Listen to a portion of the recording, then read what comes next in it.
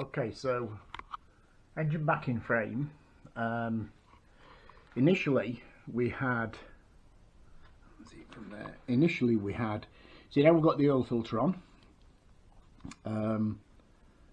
onto the sandwich plate. It's an oil filter that can flow the same 12 to 14 gallons per minute, the same as the spec Honda one, so it's a car one. But anyway, so the angling of this plate, the original filter hits the bottom of this radiator mounting bracket. So, but look, the way my thinking is, we put filters on and we do change them. I mean, the bikes don't do sort of 10,000, 15, 20,000 mile or whatever that some of these car intervals are.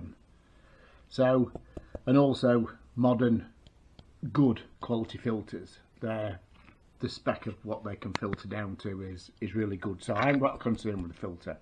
That filter doesn't know what engine it's on. You know, the oil pressure range is in the same as the car, etc. The flow rate, so it doesn't care if it's on a, you know, a bloody Reliant Robin or a, you know, whatever. So anyway, so it's the correct oil filter in size wise and everything to fit the mounting plate in there. Let me just get a pointer in here. Obviously the rubbers, the sealing rubber, the kind of diameter of that sealing rubber differs. So this fits this sandwich plate. Now originally, as I said, this pipe, let's see if I can get it from here, this pipe was in this port and I had the bung in the top there. So the bottom one's fine, okay, the position of the bottom one, but what it turned out then was there was no room to get through here, the water pipe from our radiator. So there is obviously this bracket that wants painting and sorting out. This bracket goes on here, and obviously it's miles away now from the filter. The option you could do with the standard Honda oil filter on here is you could just take a little bit of that away, but I didn't really want to do that. You would still have enough room, but I didn't want to do it. It was, look, there's different filters available. It does have an on-return valve in it, and it also has the pressure relief valve inside it as well. So it has all the spec that the Honda filter's got. Bit of research, but anyway, I found it. So right thread size, etc, etc. So and diameters and all that sort of thing. So it took a bit of researching, but we found it. So anyway, back to the now when this bracket, as I've just said, I need to do a bit of welding on that actually. See, just there, just get it in the right light. See, that's cracked there. Don't know why that's happened, but anyway, I need to weld that up and then paint it, because that is going to go, that then goes on there, as I said, plenty of room there, and when it's there, and then obviously that mounts our radiator. And again, 37 whatever year old bike this is, whatever it is, 35 whatever, this radiator has now, the soldering here on the bottom of the radiator has come away. So I've put a cable tie around it, so I'm going to have to clean all this up and resolder this. So anyway, but when that's done, this pipe, and originally it does have these kind of springs, if you like, to stop it collapsing. Not sure we're going to get them on. I'm not sure I want them rubbing at the side of these anodised alley fittings. So I'm going to fit it first and have a look, obviously, before I put any water in or out like that. And just let me move them out of the way, my new bolts and stuff. And I'll show you what I mean if I can get this. You see the pipe going through there now. The pipe going through there now. We aiming for the pump, the water pump there. We need that gap, hence the reason I'm moving it. It does go in, does go on, and it actually looks factory. Just give me hand, just changing hands. So if I can just get that on there to check fit.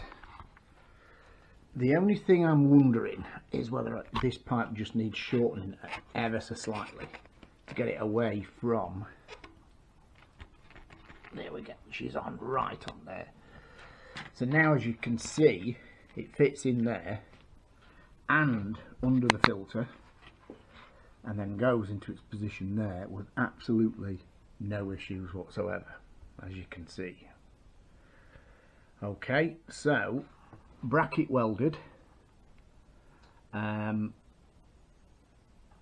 may put that spring just there where you can see it's just touching that filter house in there, just in there, and I may even put it on there actually, on that bend as well. There is two of them, but you can see the look of where it comes out the side of the, yeah, it looks nice. It's got to look right as well, hasn't it? So I noticed on some Honda pictures I was looking at the other day, they're only using, it's actually around the other side, they're only using one, and there's an AN4 Y piece.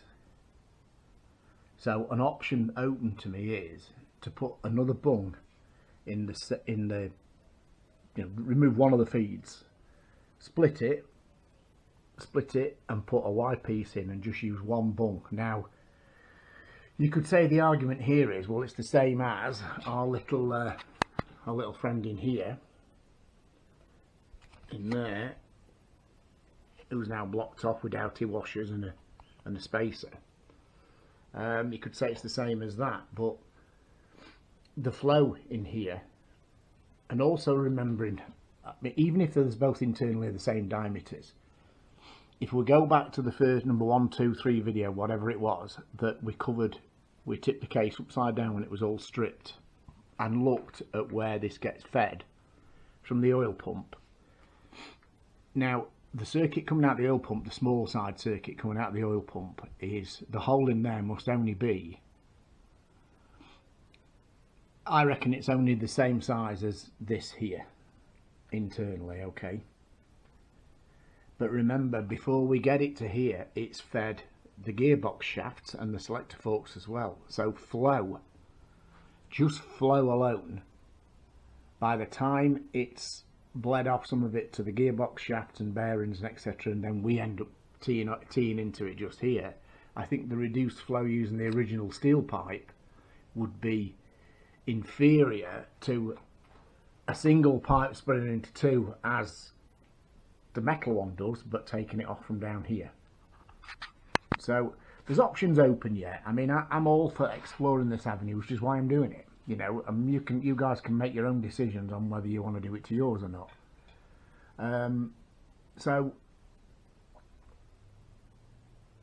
But yeah, you know, looking at it, I like it. It's something that I know we've got a better supply up here now using this than we definitely would have. And at the end of the day, if say the engine's running at, I don't know, just picking figures, but say the engine runs when it's running warm at, I don't know, 65, 70 psi, and it drops down to 60, 66, I ain't got an issue. I ain't got an issue with that. If the oil pressure's down at sort of 66 because we're bleeding some of the pressure off to give the cans a bit more, 66 is absolutely fine, if you get the point I'm making. To drop it by, I mean, if we were down at 30, 25 and it dropped it to 20, I'd have more concern. But if we're kind of, I mean, we will look at figures. We are talking hypothetically, and I will actually look at hard and fast figure, and I will put a scope on it to actually see pressure over time, and we can run it for a while and see the different pressures. So, but you know, the theory, if you like, in my head of what, if we drop, by having these two, if we drop the oil pressure by 3 or 4 psi, I haven't got a concern with that. I really, I'd kind of welcome it, knowing that we've bled a bit of pressure off because the cams are getting a bit more flow and lubricant up to the cams better than it was. Like I say, it's not just the fact that it's a metal pipe. Had it just been that pipe directly to the oil pump and it went nowhere else, perhaps that would have been enough, because that's the same as this. But the fact it feeds the gearbox shafts and the selector forks and the clutch, the back of the clutch, before we get it here, everywhere else has taken it. I know it balances out in pressure to the other, all the other components, and they're all still at the same pressure, but the flow rate, you know, any flow is restricted to the, you can have an inch pipe, but at the end of the inch, 2,000 feet long, but at the end of the inch pipe, if it's down to 5 mil at the end, it'll only flow as much as the pressure behind it through that 5mm hole. You see the point I'm trying to make here. So anyway, the proof will be in the pudding when we pick it up. When she's running, she's getting closer. I've got to just do the heat shield back on the exhaust up here now. I've got to get the heat shield fastened with some short bolts. Get the heat shield. Do you know what? I struggled getting that in there and it just fell off. Would you believe that? Anyway, yeah, exhausts have been new heat painted with the Worth stuff. We'll get the heat shield back on, as I say, and then when we're done kind of working up close in here, we can put swinging arm back in. So, so yeah, all looking good, nice and clean, all looking... the wiring harness has got a bit of work to do to it. I don't mean in wrong wires particularly, but the banding they use has kind of started to glue's disintegrated and it starts to unband itself. And look, we're going to make it... There's a couple of wires to the horn that I noticed that need replacing or repairing. The rest of it's okay, I'm sure it is. So yeah, I might be renewing a few wires in the wiring harness before we reband it up again with some Tessa tape. Looks a lot better, it's nicer, and yeah, good to go. Right, okay, we'll pick it up in a bit. I'm going to get cleaning my radiator up and get my soldering iron out.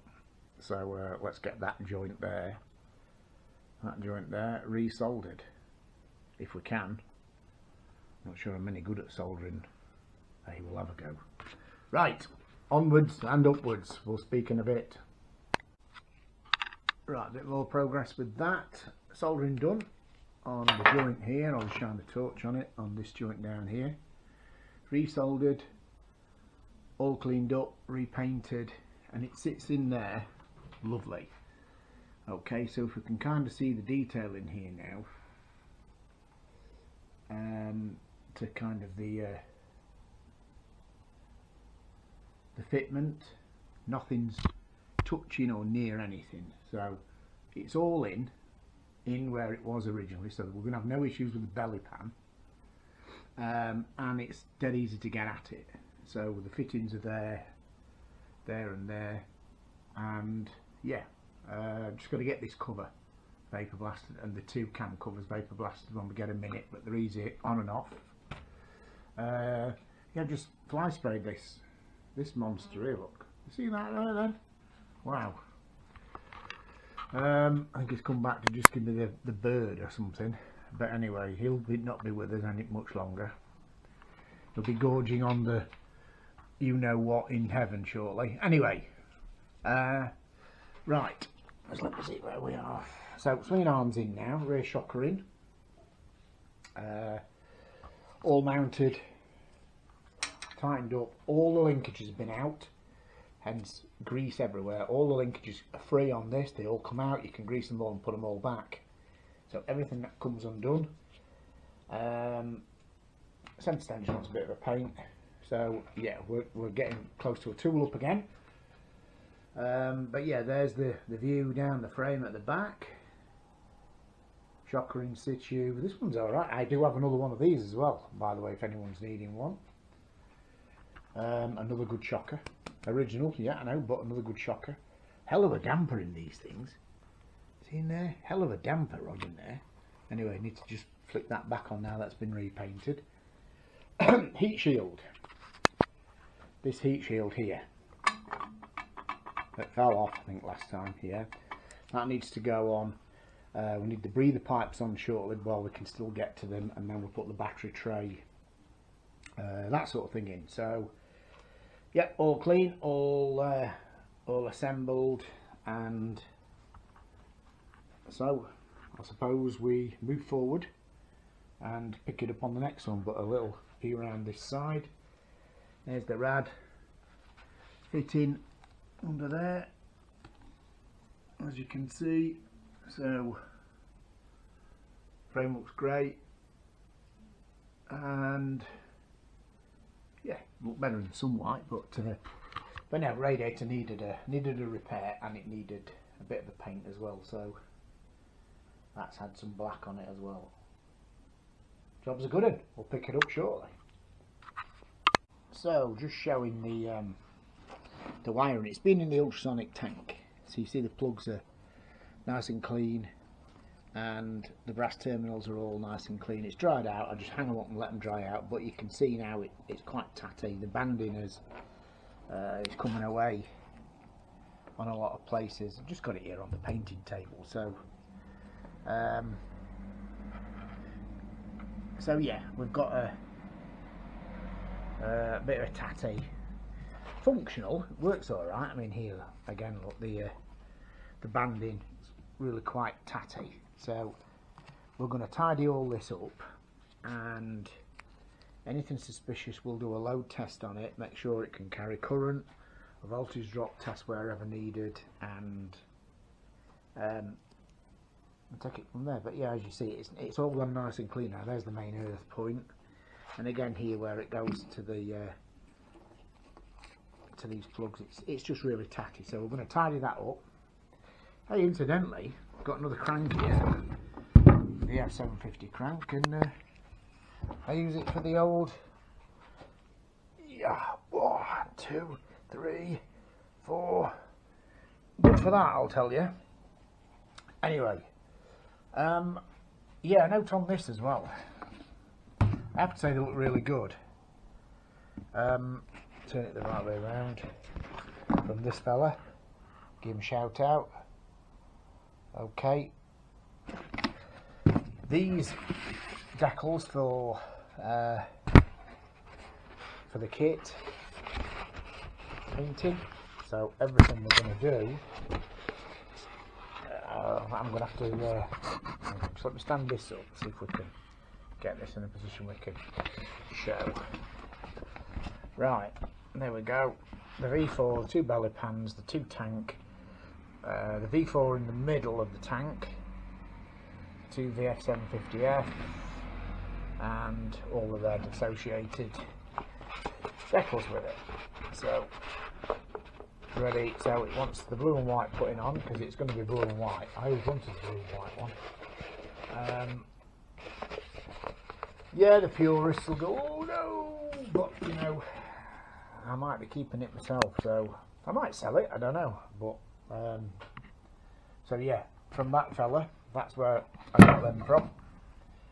Got some standard thinners and some brake cleaner and stuff back in stock. So yes, we're going to attempt to, as you can see, everything comes up really nice when it's been in the tank. So we're going to attempt to repair, is the best, repair this wiring harness, and then we'll get this paint table, as rough as it might look, we'll get this paint table in action. Okay.